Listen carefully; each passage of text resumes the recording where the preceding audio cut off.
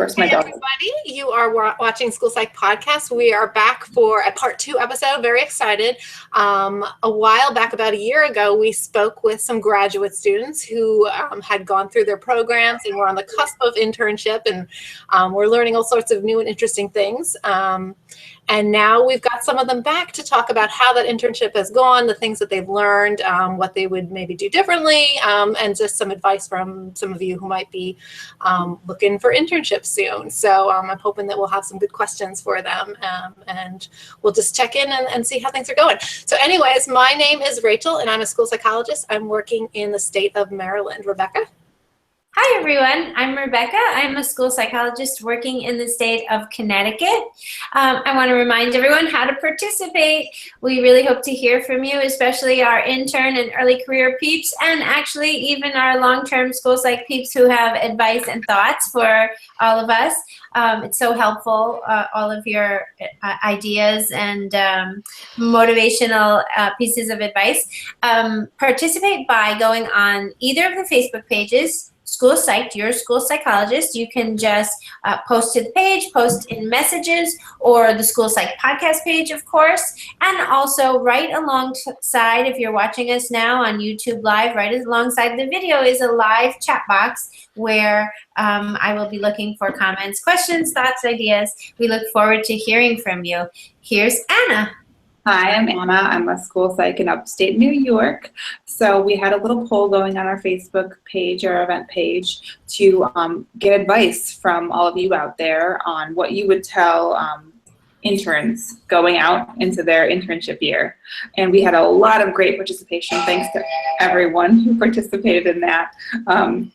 The very top response in the poll is to remember that you are still a student. It's okay to not have all the answers and ask lots of questions. It's the point of internship is learning, right? So I love that over 100 people wanted to give that advice out there to people starting their internship. The second place vote in our poll was making time for self-care. It is a very stressful year, and you know, we are kind of hired for a reason a lot of times, like workhorses a little bit. So 68 people said they really want people out there to make sure that they're making time for self-care. 61 votes for collaborate with SPED teachers, OTs, SLPs, and other professionals in the building for great learning experiences. It's all about learning. 40 votes for people said don't get upset when you don't know something. You will constantly be growing and will never have all the answers. Learn how to learn. 33 votes for stand your ground on ethical issues and do what's right. Ask your mentors for advice and be the best you can for your students. 18 votes, make time to talk with other interns and share ideas and experiences. It can be kind of an isolating year compared to grad school when you're like all together. So I love that one. We have 17 votes for know that you'll make mistakes, own them, learn from them, and move on from them. Awesome. 15 votes for don't be afraid to ask for interesting cases, advocate for the experience you want, and make a stand that will make you a standout candidate. You know, you want to have a well-rounded experience. You might be hired for the evals, but you know, you want to be able to have all those great experiences. 12 votes for be a team player. Another 12 votes for take as many professional development opportunities as you can. Memorize these words, 10 votes. Memorize these words. I'm new, so I'm not sure about that, but I will find out and get back to you. And you know, we had some like other ones that had less votes than 10 that I won't review, but just lots of advice out there, and we're gonna have like some nice fresh reflection on people who are wrapping up their internship as we speak. We have Alyska, Krista, and Riplie with us. Thank you guys so much for coming back to talk with us again. I'm gonna ask each of you to just introduce yourself. Alyska, I'll start with you. Hi, I'm Alyska. I am currently, well, I guess I graduated, so I'm done with school at Western Carolina University in North Carolina. And I'm also completing my internship in North Carolina in a pretty rural district. So it's been a very big learning experience. But I've definitely taken the advice of asking questions and constantly learning. And I know talking with experienced school psychologists is that that'll never stop. So I think I'm comfortable with that aspect of it. So. Great. Krista, tell us about yourself. Great. Hi, I'm Krista. I'm in Denver, Colorado, and I Currently, I'm doing my internship at a private school for preschool through 8th grade for students who are gifted and then with a dual exceptionality. And then I spend 2 days a week at the Department of Education here in Colorado. And so I've had a pretty unique experience for internship, pretty different than most students. So it's been interesting to talk before the podcast about how different it was, because just the number of assessments, just that number right there is quite different. So. Thank you. Riplie, tell us a little bit about yourself. Introduce yourself. Yes, hi. My name is Riplie, and I'm in the Portland, Oregon area. And I just recently graduated a week ago, or actually now 2 weeks ago, from George Fox University in the Portland, Oregon area. And I'm currently at 3 schools right now. I'm at a middle school, a high school, and an elementary school. I have 2 supervisors that I work with, and I've had a great variety of things I've done in my internship site. I've been able to lead some social emotional curriculum. I've been able to be a part of a DBT group in the high school, and I've been able to be on to do a tragedy response, which was I learned so much from everyone, and I really love my internship site and all the people that I've gotten a chance to work with. Awesome. Very cool. So it seems like, I mean, we hear sometimes kind of horror stories about internships that I think the most of the time, you know, they work out pretty well, and it's such a huge learning experience. So overall impressions, pretty good from the 3 of you. You had a good year? Mm-hmm. Yep. Okay, yep. Cool. I'm seeing some nods. Can maybe you tell us maybe the most interesting or best experience, or what was the thing that you learned the most from, the most valuable? You want to start, Alyska? Sure. I think the most valuable thing I have learned is my people skills kind of come into play, where I've done a really good job. I think I'm just going to brag a little bit, I guess, on how I communicate with the teachers and the whole team, the whole IEP team throughout the testing process to make sure that what I'm seeing is consistent with what I'm seeing in the school or what they're seeing in the classroom. And then I contact parents to make sure that it's consistent at home as well. Although my district is a little rural, so parent involvement is rare, but trying at least to get them involved has been a unique experience, to say the least. But I think learning to really collaborate well with all members of the team throughout the testing process as well as at the meeting, I think is really important. Awesome. Krista? What I've learned most, or what I feel I've done the best, honestly, I feel I've really learned how to have boundaries. This sounds like very odd, but I've had 5 emails right now, and having to manage all these emails and response times, and because I'm at the state, we have a response time that we have to get back to people, but yet I'm not supposed to check it outside of work. So all these different things coming at me, and different, like, we have our professors, we have our school, we have my other job, and so just really understanding boundaries and time.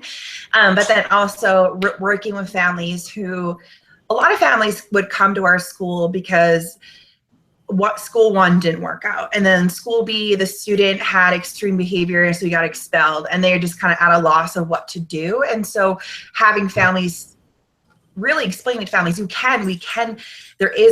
are options, and there are places for students. And so just being able to see families realize that their student can be successful, and being able to have them see that success. Very cool. Yeah. Riplie, any thoughts? Yeah, for me, the biggest thing that I've learned in my internship is that I can be myself. I had this viewpoint that I should, like, of this school psychologist talking like this. And, you know, this is a cognitive, you know, and I didn't have to do that. And I kind of got comfortable being my own brand of school psychologist. And in my district, there are 41 school psychs, and each of them have a different vibe, a different, you know, flavor, so to speak. And the fact that I was able to bring myself and merge it with the profession was awesome. I was able to do some acting, do some improv in actually some of the lessons that I taught to students, and because of that, it was able to be memorable to them, which I think was pretty awesome. So just learning that I can be myself, and there's no one way to be a school psych. Very true. Awesome. I love all those three comments. So I just want to respond that I think the people skills and the boundaries and being yourself, they're such important points for all of us every year, because often we have imposter syndrome. I know this conversation has happened on Facebook before, where school psychs, for even school psychs with so many years of experience, sometimes feel like, oh my gosh, is this going to be the day where I just have no clue what to do, and they're going to discover that I'm, not the awesome school psych that I thought I was, or they thought I was.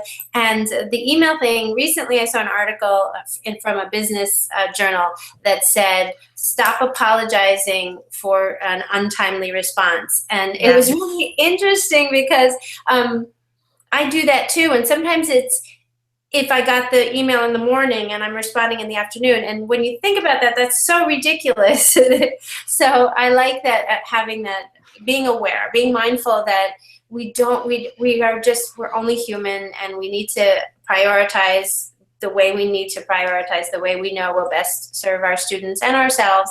And our people skills, our communication skills, and just being true to ourselves. So important. So I thought those were great. And my question that I had for each of you guys, what did you find the most surprising in your internship experience? Was there one thing beyond these 3 points that you were sort of expecting, or that just came out of the blue that really surprised you?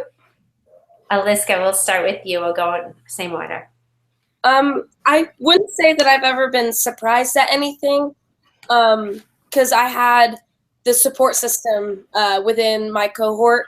We have a group text that is constantly going on with questions that we have. I can email my supervisor at any point in time, or text her with any questions that I had. I had a number of people in the school that if I had any questions. So really, nothing really took me by surprise.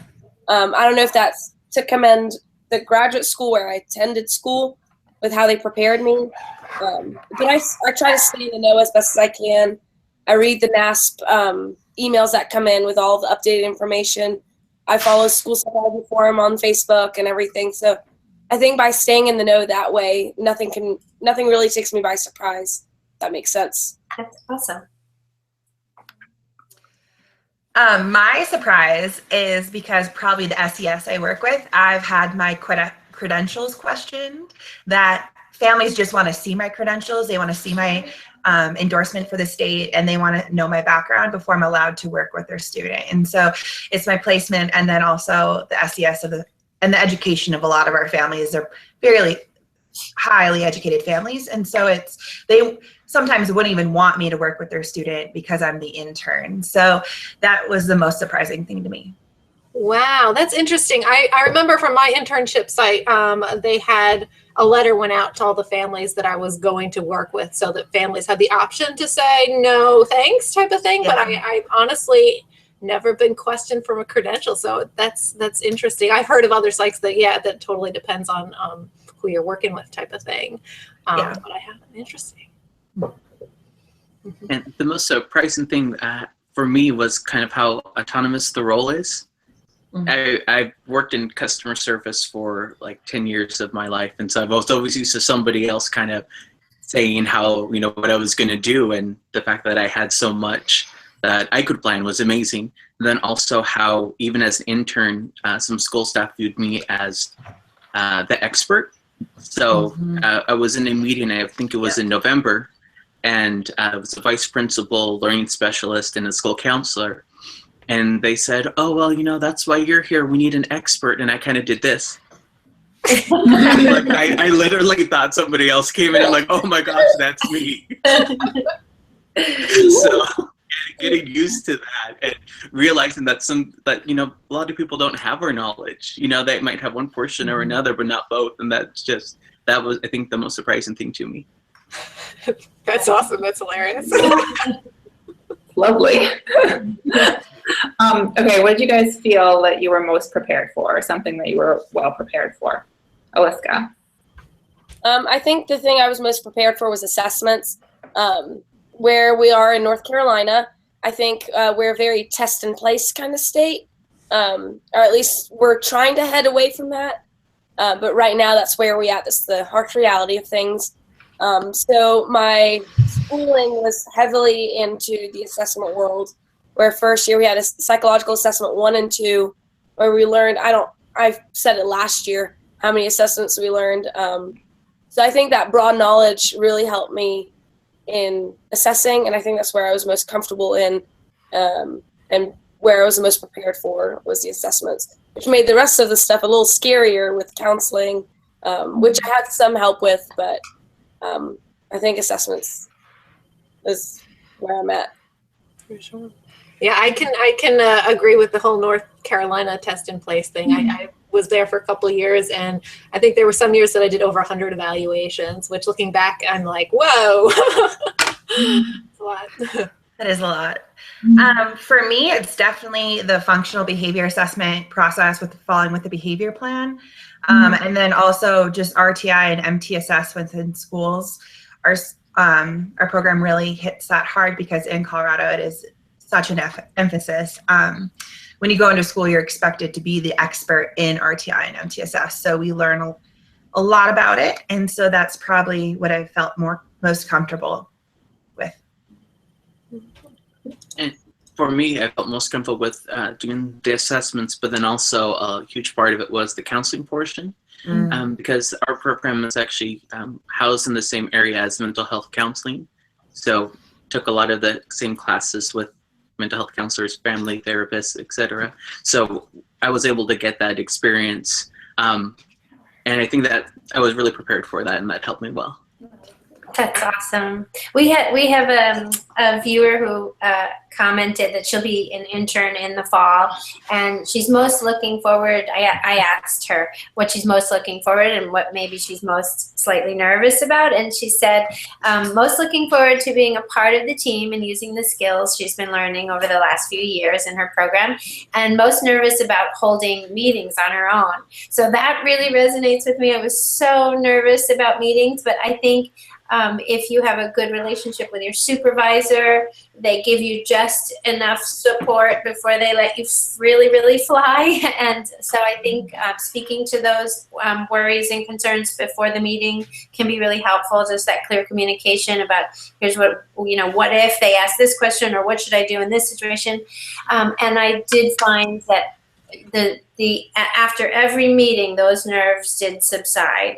So by the end of the meeting season, I felt really good just being myself and talking to parents. So I hope you guys had that same experience about meeting. Was anyone else nervous about their meetings? Alyska, were you?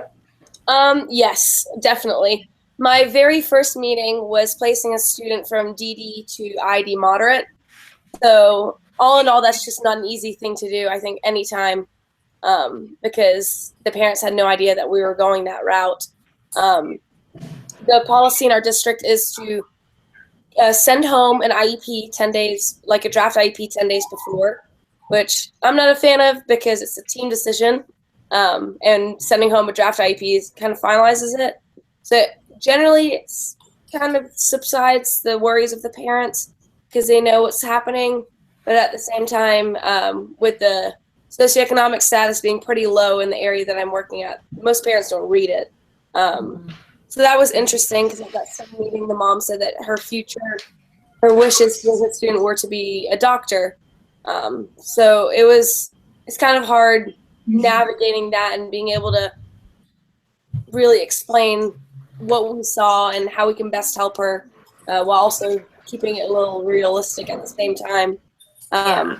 Was hard. And I think every meeting, whenever it's a new label that I haven't gone through yet, like last week I did an SED label. It was my first time placing a student SED, which I'm not sure if it's same over serious emotional disability.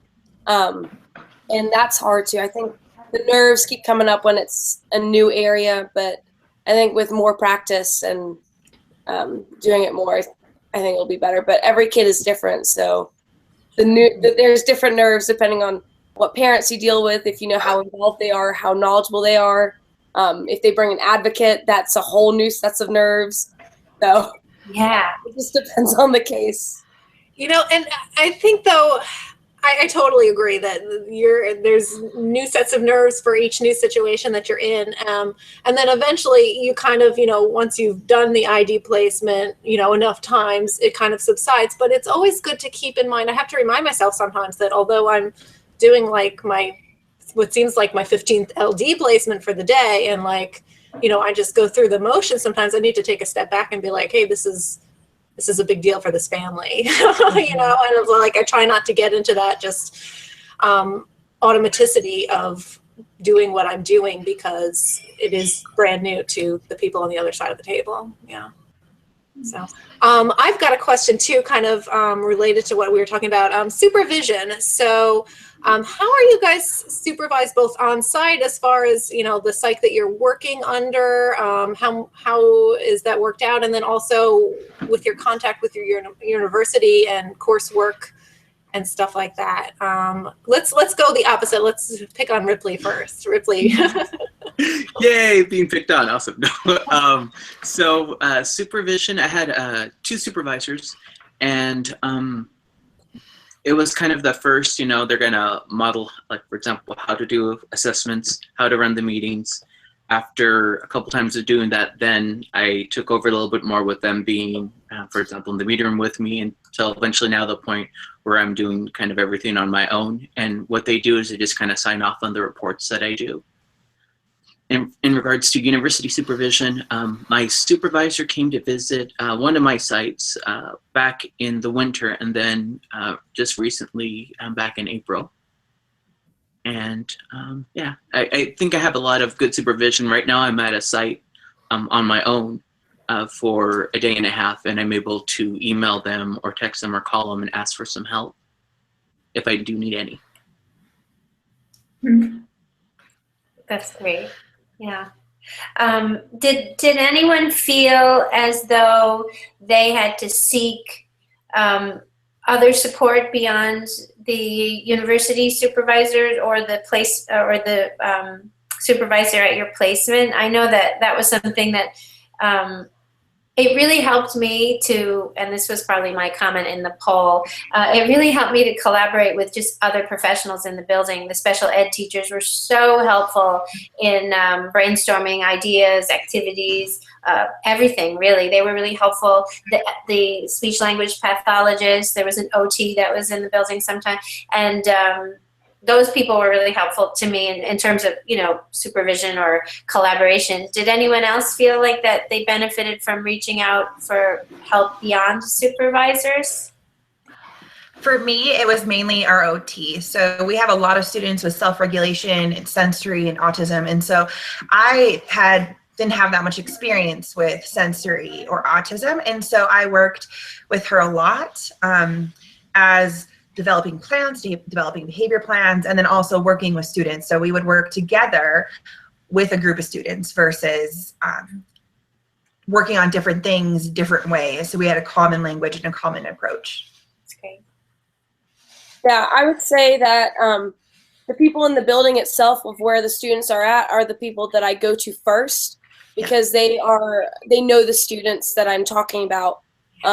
If it's a grand scheme thing of school psychologist related, then I would go to my supervisor at the district. And then if it's greater than that, where it's more of a question of they're doing this way here, but I'm wondering if maybe the way that we learned it was different, I'll go to my university supervisor, kind of build upon that. But I mostly collaborate with the people within the building themselves. Interesting, because before we aired, we were talking a little bit about the role that the university plays. Now, my university, I was enrolled in a course for internship, and I think I had like 2 or 3 phone calls with somebody back. Now, I interned across the country from where I went to school, but so we had kind of a phone call check-in, but there were no actual assignments due. I wasn't there wasn't coursework or anything like that. And when I said that, I got some reactions like, what? Did you guys have a lot of coursework to do in conjunction with all the responsibilities that you had as interns? We had a very large case study we had to do over a period of time, showing growth, showing implementation, fidelity, all the different things. We had to show every component of the NAS practice model. It was a pretty lengthy case study. And then we also had to do monthly blog posts on Canvas. We had quarterly meetings in person. We had to do a professional development presentation to staff, that with an evaluation. We had a lot. Wow. I lucked out. Yeah. My experience is similar too, and I felt as though my own project at the end of the semester wasn't very good. I didn't devote I felt like it was okay. It was sort of the best I could do. It wasn't my priority. My priority was my students and my workload in my placement. But I did learn a lot from other interns and their presentations. I felt like that was really helpful. So so I guess even if it's not maybe necessarily your best effort, there is a value to that process. Yeah. At my university, we're required to submit 4 psychological reports. We had to do 2 individual counseling cases and 2 group counseling cases, a behavior study, and a behavior case study, and an academic case study, a system-wide intervention, and then we had, I think we had 4 meetings through Skype with our supervisor and all the interns, or all of our members of our cohort. So that was a lot because, like you said, your brain is more in the building with the students, and I really don't want to do those assignments. But I mean, I'm still working with real life students that really need help and support with the counseling and the case study. So I'm invested in that, but then the writing up of the report for the university kind of took the back burner of things, because that's not the fun part. Same with writing reports in general. Yeah, that was a little rough, but I think our requirement from our university was pretty extensive. So. And for us, we had to write a long case study. We had to show 4 video examples of ourselves, either working with students, presenting to a class, or working with another professional within the schools.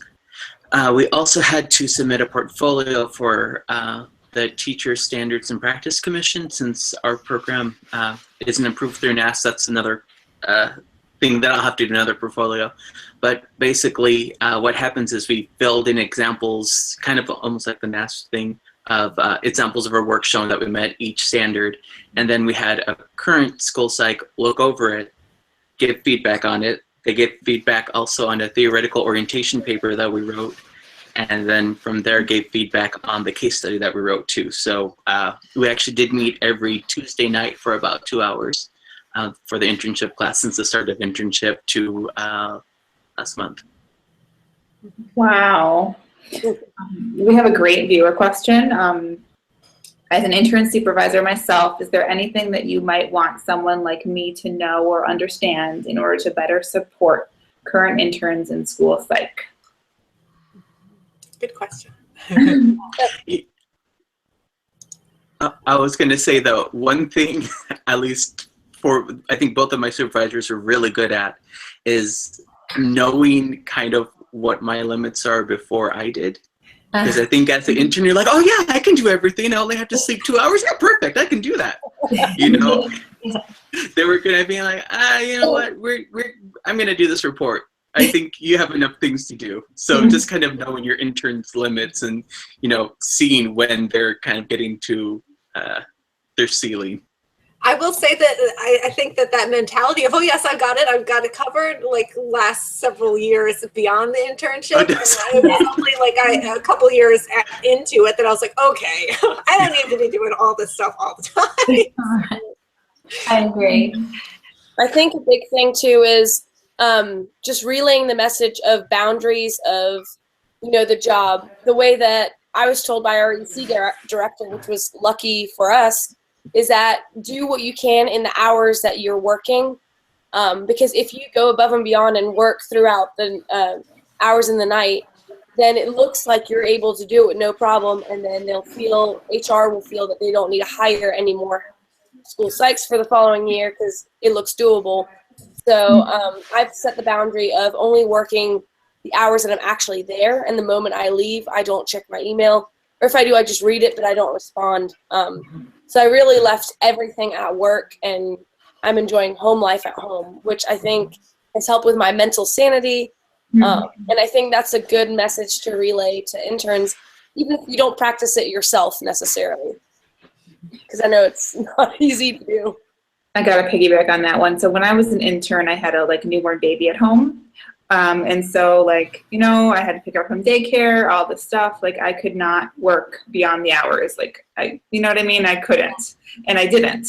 And the previous year's intern did.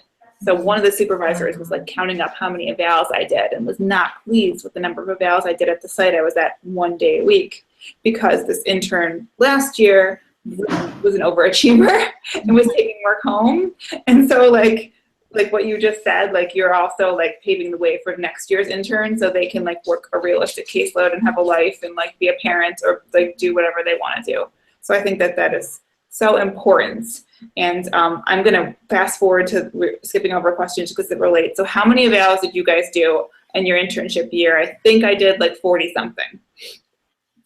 What about you? I'm going to go to you, Krista, because I know I missed this part of the conversation earlier. So I think I've done 8 cognitives, and I've done partial or whole about 30 academic achievements, and I've done almost 40 FBAs, functional behavior assessments. So because of my unique placement, because I'm part-time at a school and part-time at the Department of Ed, it does cut down on that time. So I've not done as many assessments, but in the state of Colorado, you're not going to do very many cognitives. I've talked to my friends who have worked full-time, and they only do about 10 a year. So, wow. Yeah. That's interesting. I told Krista earlier that after this, everyone's going to move to Colorado. Come. We have open positions. Come. What's your number, Alyska? Give us a ballpark. I'll be at 28 at the end of the year. I'm at an elementary and a middle school, and the middle school only had about 5. Most of them were just re-evals, or they moved in from out of the county. And then my elementary school was put in an awkward position with our Title I reading specialist going pretty much MIA on medical leave for 2.5 months. So we didn't feel comfortable referring students for testing for an initial because we weren't sure if they'd been getting their interventions with fidelity and integrity. So we kind of plugged away at their interventions and kept kind of tweaking and going with it and hoping for the best. But that kind of put us in an awkward position, which, I don't know, kind of lowered my number, so I'm okay with that at the same time. Riplie, give us a number. Mine at the end of the year is going to be around 46. Great. And Sorry, go ahead. Oh, I was just going to say, and that's is I think less than most of the school psychs have done in the district that I'm at. Yeah, I think the school psychs in my district are at 70, 75. But there's a school psych that just got hired to move into the county where I'm at, and she was at 150. So I remember being asked, because after my internship, I did an internship in Nevada and then moved to North Carolina for my first year. And I remember internship, I did 40 or so. We were RTI, and it was mostly academic achievements. And when I moved to North Carolina, they asked me kind of, because they were all, I think everyone in the district that I was in North Carolina was like, oh, we're doing way too many. And they asked me coming in, and I said, I'm about 40. And they're like, oh my goodness, see how it is in other places. But I think that a lot of this comes down to, in part, I mean, districts are different and staffing is different everywhere. And I always tell people that if you're not happy and if you're overworked, look to move, because don't look to leave the profession, look to move, because it's better other places. But I think a lot of it does come down to how we conceptualize LD in the district or state that we work in. So if you're a PSW district, if you're a discrepancy district, you're giving those cognitives, and if you're not, you're really not. You're doing 8 cognitives a year because you're only doing it for ID kids type of thing. So how are you guys looking at LD where you're at? Alyska? We used to, So we did discrepancy at my university and at my practicum site, but now I'm doing PSW, which is definitely very different, but it allows me to pull from so many different tests that it's actually really awesome to see how everything ties together. Okay. Riplie? we use the PSW model, and that's been, it's nice to kind of have a laid out way to be able to look for it, and to be able to kind of tie that in also with interventions that the students are getting to see if they're successful, and from there using the PSW model when they're referred. Krista? So in Colorado, for LD, learning disabilities, SED, serious emotional disabilities, and I'm not 100% certain, but I'm pretty sure for OHI as well, it is required in state legislation that we use response to intervention. So we are required to use response to intervention within a multi-tiered system of support. Mm-hmm. Hence the 8 cognitives. Yes, yes. Awesome. So what do you guys feel like you were least prepared for, now that you've had all this time out there in the world? Alyska? I guess delivering the bad news in meetings of the ID kids and stuff like that. I felt like I was, we always talk about you have to focus on the positive as well as, the areas of difficulty. And I think with my lack of comfort with presenting that information, I focused a lot on the positive and didn't keep it as realistic as I should have in my first couple of meetings of where their students at. So I think that's probably where I was least prepared for, is delivering it's not necessarily bad news, but Difficult news. Yeah, That's yeah, hard. bad news is the bad way to put it, but yeah. Mine was the family part of families coming in and asking about what to do for their own needs, and then also teachers. So the more adult consultation and adult brief counseling, I would get teachers coming in and saying, what should I do? Or talking to me about their own personal emotional things at home. And I'm like, no, I need to set boundaries, and I need to make it clear that I'm here for our students. If it is affecting our students, I can help you, or I can refer you to some possible people, or give you a list of who to contact or some ideas. But I can't be a one-on-one for you. For me, the most difficult thing that I felt I wasn't prepared for was actually teacher pushback. When teachers felt like, for example, a disability wasn't disability, it was a child just acting up, or that they're using their disability as an excuse to get away with things. And especially when things like that are said for the first time to you at a meeting, and you just kind of have this deer in the headlight look like, oh, why are you just bringing this up now? Let's see how I can answer it. So that, and then also something I wasn't quite as prepared for, which is unusual in my district, was doing IEP progress notes for counseling students. That a lot of people in my cohort actually don't even have to do that at all. So it was something new that I had to get guidance on and how to do successfully. I'm just curious from Krista, because you're in a private school like I am. I love the private school world. I like the flexibility, the autonomy. I love it. Is there anything that you can see from your private school experience that are pros and cons? The pro is the buy-in. So the teachers, the families, they all have bought in, right? They're there for a reason. They know that we have a unique school with unique needs and unique supports. Like I said, 50% of our kids are twice exceptional. So they have all these different needs. And so our classrooms are just very unique in their structure and their day. The one con about private is expulsion, right? So the removal of the student from the school is a lot easier, and there's less data and less things. I don't know. It's just hard because it doesn't always agree with my morals and my values, but it's in line with the school. So there's a discrepancy there. But it's been a unique place to learn, and a lot of unique families. And we have families that have moved here from Russia, and we have families who are professors at the university. So a lot of diversity in those ways. Very cool.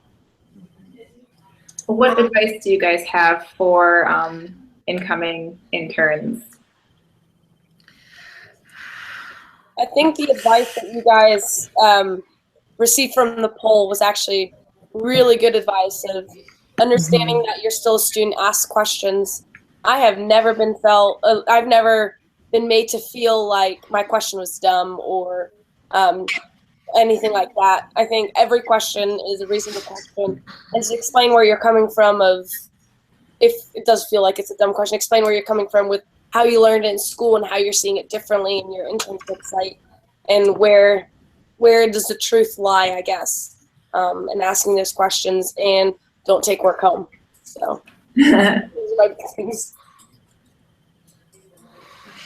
My advice is to have an organization system. So be organized from the beginning. So we have to document every hour, quarter of hour of everything we do. So document using an Excel, right? Like having that starting from the beginning. So that way, when you're 3/4 of the way through the year, you're not trying to total everything up, but it's just automatically doing it for you if you use Excel. And then go to as many trainings as possible. So I've been able to do ASSIST training, youth mental health first aid, some various conferences. And because you are an intern, you should be allowed to go to more, right? You need to learn more. And so my internship placements have been very open with that concept.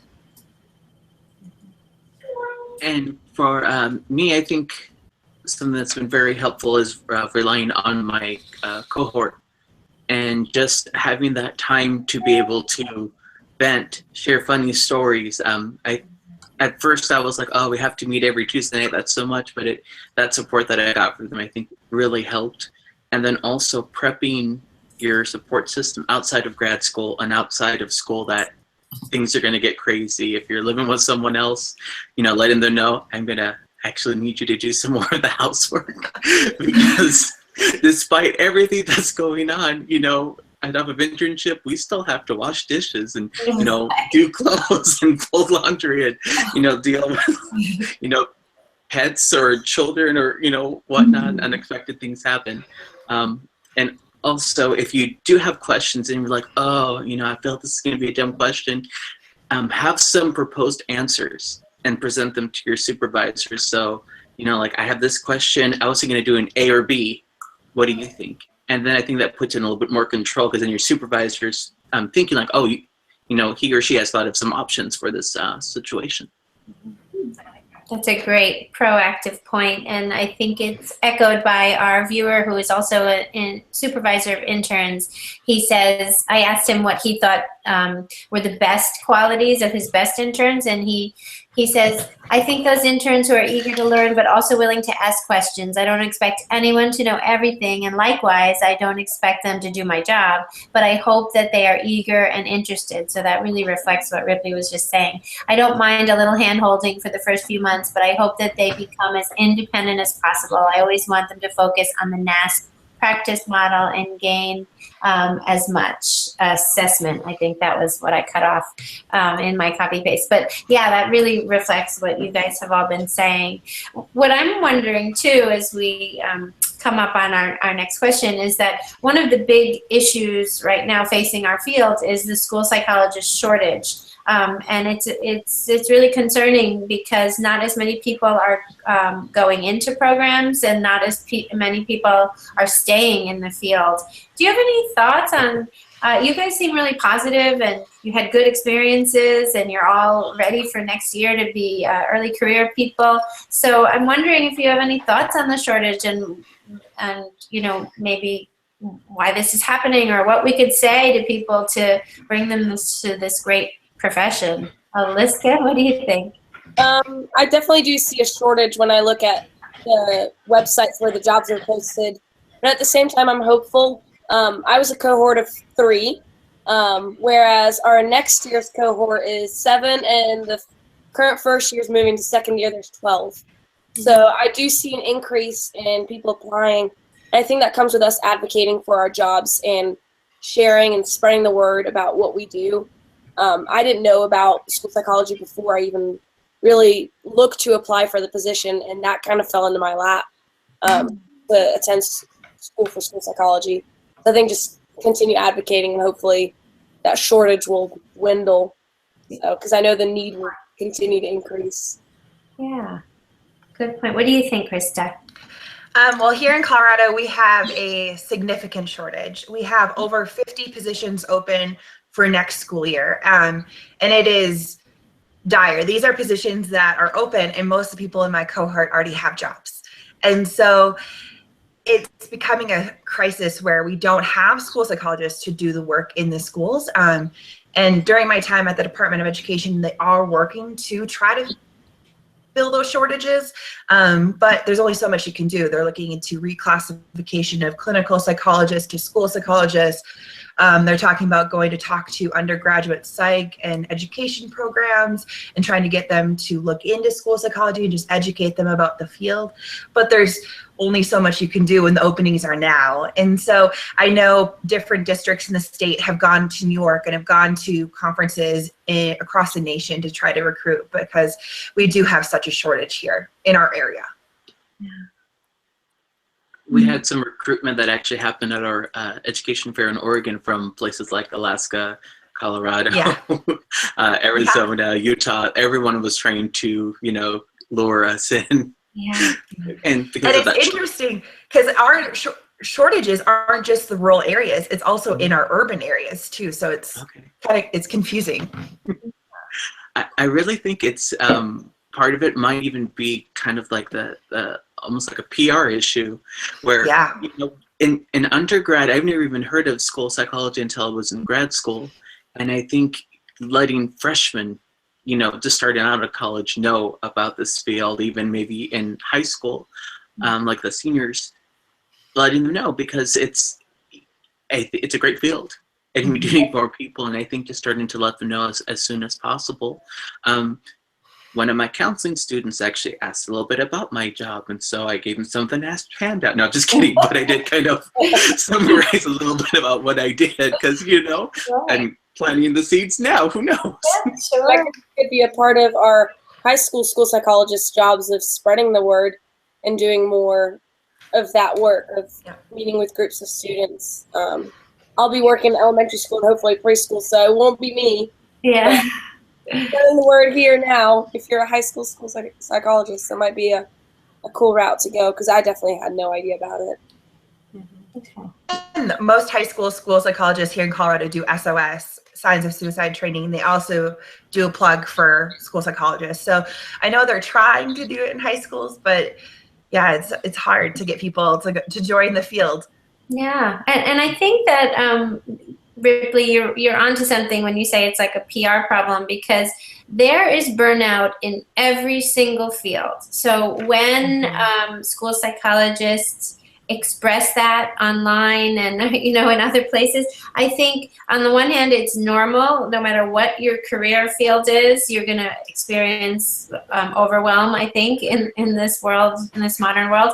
But on the other hand, I think we need to be careful as school psychologists how we communicate that, because it negatively also, it's sort of like ruminating in what's awful. It's bad for us, it's bad for our kids, and it's not the only choice. There's so many wonderful things about the job and about working with kids, and we are trained communicators. We should be able to advocate for ourselves in order to advocate for our students. So I think we need to also take leadership opportunities in our buildings and in our roles, and get involved with NASP or Division 16. Those kinds of things make such a difference. School psychologists are a really fun group of people.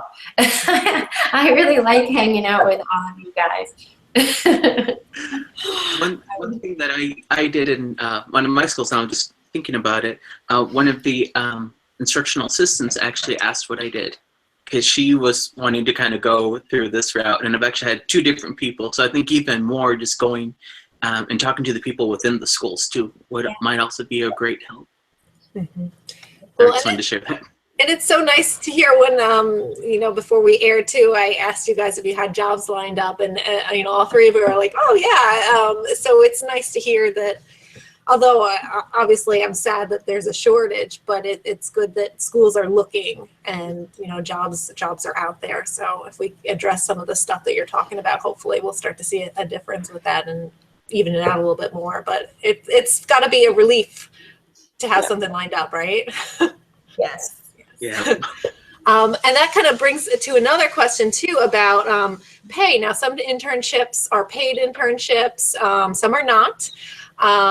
Did you guys have paid internships? And then there was also something came up earlier about kind of these gaps in pay where you're finishing your internship and now you've got the summertime, and then your job's starting, and your first paycheck will be in September. And so there's talk about part-time jobs or jobs over the summer and things like that. How are you guys handling that? Are people in your cohort getting jobs? What type of jobs are these?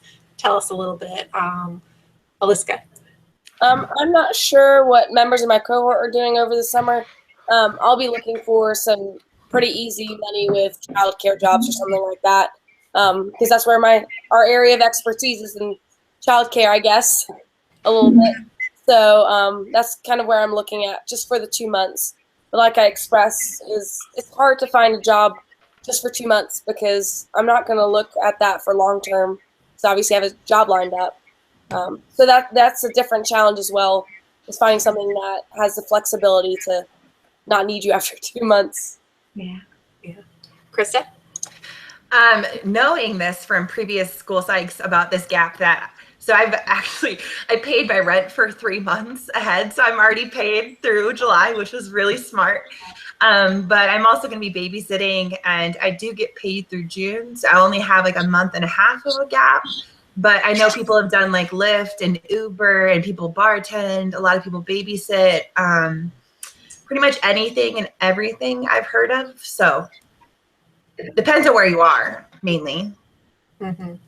For sure. I mean, you mentioned before the organization and being organized, and now that the paying in advance and everything, I can tell you're on top of it. What about you, Ripley?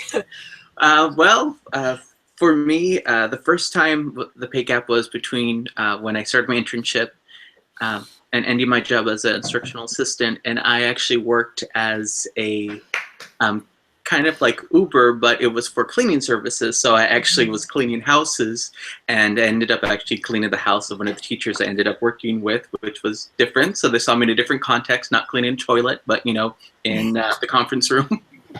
And for this gap, I'm actually going to be working with a moving company, and some people in my cohort are doing some work with some summer camps, and it's kind of what I've heard for now. And there's also some positions with like the extended school year where they're looking at being like IAs in there too, which is kind of odd that you're going to go from a school psych to an IA, but bills got to be paid. Very, very cool. So we're close to wrapping up now. So if anybody who's watching who has any final questions, get those in and we'll be sure to ask them. And I want to thank you guys for coming in and sharing with us and updating us. And then I also want to remind people we've got some other podcasts lined up on 5/21. We're going to be talking about social media and its role in school psychology and professional development. And we're going to be trying to coordinate a concurrent Twitter chat. So if anybody is Twitter savvy and wants to join in on that, or doesn't know anything about Twitter, we're going to walk you through it on the video, hopefully, and hopefully it won't be a huge disaster. I'm going to be learning as we go too. And we're going to have some really cool people on to help us with that. And then on 6-4, we've got APA's Division 16 Early Career Work Group is going to come and talk to us about their work. So we're excited for that. And then we're going to be kind of on our summer hiatus, but in the fall, we're looking for some really interesting stuff, maybe with Dr. Flanagan and PSW and cross battery and stuff. So we're already excited for that. Some people have been asking for her. So hopefully that'll come to fruition. But Rebecca, do you see any other final questions, final thoughts from anybody? I don't think so. I don't see any right now. So I think that we are good. And I don't have any myself, but I just want to share my appreciation also for you guys being here and sharing with us. I know that we have a lot of interns who watch and listen on iTunes, and they will benefit from your advice and experiences. So thank you so much for coming on. All right. You're welcome. Thank you for having us. All right. Bye, everybody.